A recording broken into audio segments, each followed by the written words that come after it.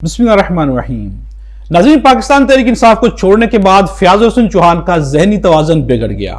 Live programme में अजीबो गरीब हरकतें करने लग गए, ऐसी बदजुबानी करने पे आ गए कि एंकर भी हैरान और परेशान रह गए।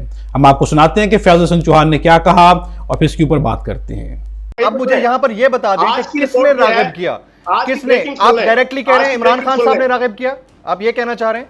ओ खुदा के बंदो, वो मशीर थे, 3 केसेस थे। हाँ। उन 3 केसेस में आप जमानत कराते, जमानत आपकी कैंसिल होती, आप गिरफ्तार होते, 15 दिन 20 दिन 2 महीने 3 महीने बाद आप बाहर होते। उन 3 केसेस को 150 केसेस तक आप ले गए, हजारों लोगों के ऊपर भी 40-40 पर्चे करवा दिए, बंदे मर गए, बंदे जख्मी हो गए, हमले हो गए ठहराते हैं इमरान खान साहब के बाद। चौहान साहब, आप डायरेक्टली मुरद इल्जाम ठहराते हैं खान साहब को? नहीं देखिए, मुझे पूछना भी तो है ना, बड़ा जबरदस्त आप बोल रहे हैं, मैं चाह रहा हूं कि आप बताते जाएं। होता है ना यार, मेरी अर्जी सुन लें। मैं आपसे सवाल करने का हक तो रखता हूं ना। आप कह रहे हैं ना कि किसी ने उनको राग़िब किया, आप बता दें कि किसने राग़िब किया, आप उसका नाम ले दें। बात यार, क्या चीज आपको तंग कर रही है जमील यार? क्या चीज तंग कर रही है चौहान साहब? मैं सवाल कर रहा हूं आपसे, मैं जवाब दे रहा हूं। भाई जवाब दे रहा हूं आपको, जवाब देने के लिए तो बैठा हूं।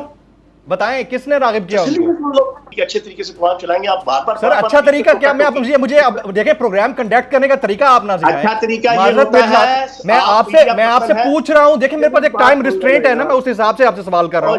आप बता दें कि राग़िब किसने किया, राग़िब किसने किया? ओ खुदा, और राग़िब इमरान खान ने किया। बस ये मैं सुनना चाह रहा था, बात खत्म हो गई। इतनी सी बात आप कहते हैं। और आपने भी किया, आपने नहीं किया करके आपने भी लोगों को जनाब मोटिवेट किया। आपने नहीं किया। आपको कैसे क्लीन चिट मिल गई? अब आप आ गए इस चीज के ऊपर, आपको कैसे क्लीन चिट मिल गई एक प्रेस कॉन्फ्रेंस के बाद? हमने यहाँ बैठ के हादसे से बड़ा साले। सर मैं यही पूछ रहा हूँ ना कि आप हिस्सा थे पीटीआई का या नहीं थे? 1 मई को आपके सामने अगर कोई प्लानिंग हो रही थी, आप उसमें शामिल थे या नहीं थे? जज्बाती हो गए हो। नहीं, जज्बाती की बात नहीं, आपने बात ऐसी की है। आप मुझे कैसे ब्लेम कर रहे हैं? मैं तो सवाल करता हूँ आपसे। आप मुझसे पूछ रहे हो, मैं नहीं गर्म हो रहा। आप गर्म हो गए। नहीं, आप गर्म हुए, आपने शुरू किया इसको।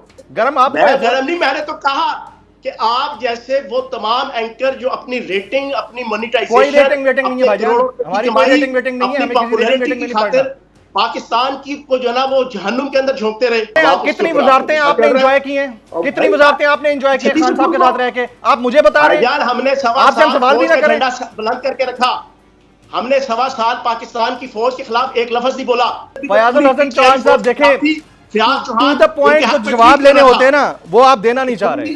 मुझे लगता है ऐसा है कि आप वो देना नहीं चाह रहे। देखें, आप पहले से तय करके बैठे हैं कि आपने वही बात कर रहे हैं मिलते करके।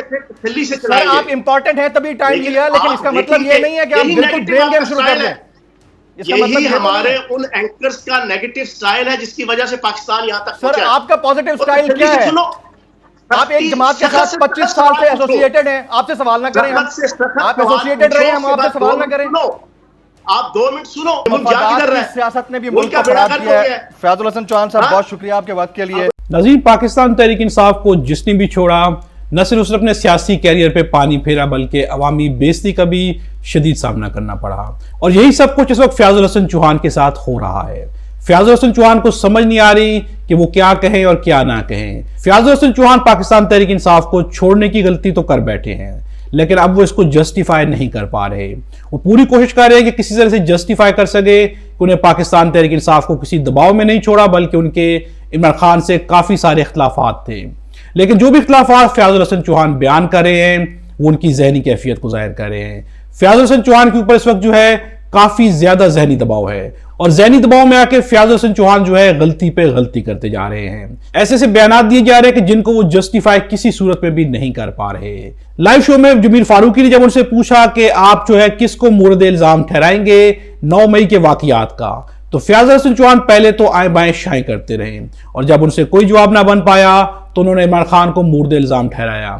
और जब उनको एहसास हुआ कि वो गलती कर बैठे हैं, तो उन्होंने कहा कि जमील फारूकी आप भी इसकी जिम्मेदार हैं। जिसके बाद जो हुआ वो आपने देख लिया।